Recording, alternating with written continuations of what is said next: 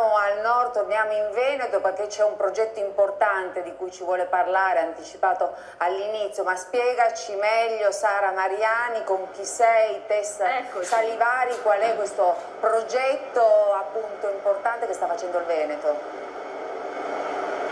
Allora sì, è un progetto pilota, Luisella, siamo all'interno del laboratorio dell'azienda ospedaliera di Padova, io sono qui con il professor Mario Plevani che adesso ci spiega tutto, intanto facciamo partire la nostra Tamara che sta qui pronta per cominciare a fare questo test salivare, mentre vediamo le immagini intanto io e il professore parliamo. È una nuova frontiera questa, importantissima, perché prima parlavate da studio, Luisella, del grande problema di questi tempi, e cioè della mancanza di assistenza domiciliare. In questo caso è proprio una diagnosi che può partire da casa nostra, professore. Esattamente, quello che abbiamo fatto è sostituire il tampone nasofaringeo che ha necessità ovviamente di zone, di stanze e di protezione per gli operatori con il tampone con il puntatore salivare che abbiamo visto. L'ho masticato, l'ho messo in una provetta. Esatto. E questa è un'attività che si può fare ognuno nel bagno di casa propria. Esatto. Questo è l'importante. La provetta poi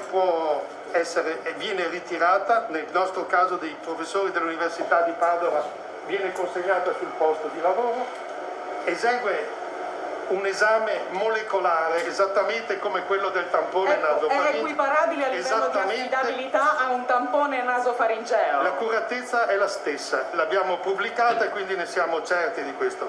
Una volta che la provetta arriva al laboratorio esegue 3 fasi: l'inattivazione del virus, l'estrazione del materiale RNA e poi l'amplificazione.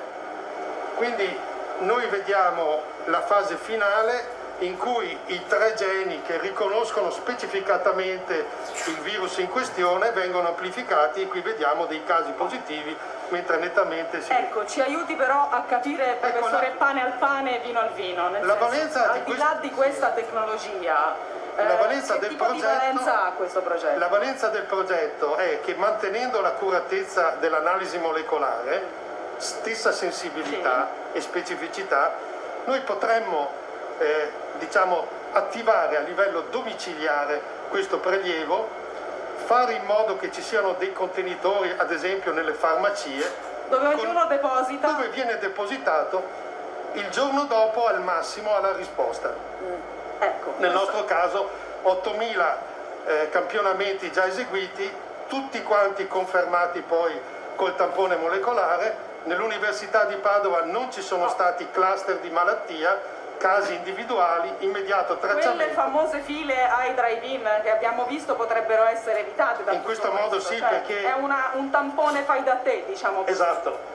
La cosa importante è capire che viene sostituito il tampone che ha necessità quindi di personale qualificato e dispositivi. Uno può raccoglierlo nel bagno di casa sua utilizzando dei sistemi di igienizzazione delle mani molto semplici. E questa è una grande frontiera. Davvero. Insomma, ci auguriamo che possa andare avanti. Grazie professore. Grazie, davvero molto interessante, ma potrebbe, così la saluto, dottor Cartabellotta, essere applicato su larga scala questo progetto dei test salivari?